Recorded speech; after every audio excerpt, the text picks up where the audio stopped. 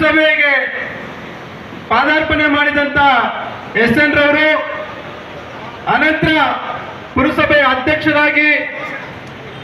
ವಿಧಾನಸಭಾ ಸದಸ್ಯರಾಗಿ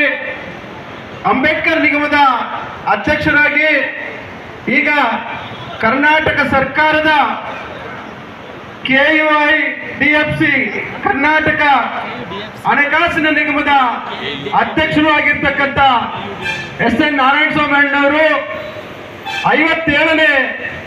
ಹುಟ್ಟುಹಬ್ಬವನ್ನ ತುಂಬಾ ಸಡಗರ ಮತ್ತು ಸಂಭ್ರಮದಿಂದ ಎಲ್ಲ ಕಾರ್ಯಕರ್ತರು ಸೇರಿ ನಾವು ಆಚರಣೆ ಮಾಡಲೇಬೇಕು ಅಂತ ತೀರ್ಮಾನ ತಗೊಂಡ್ವಿ. ಸುಮಾರು 8 ದಿವಸಗಳ ಹಿಂದೆ ಸೋಮವಾರ ದಿವಸ ಕಾಂಗ್ರೆಸ್ ಕಚೇರಿನಲ್ಲಿ ಎಲ್ಲ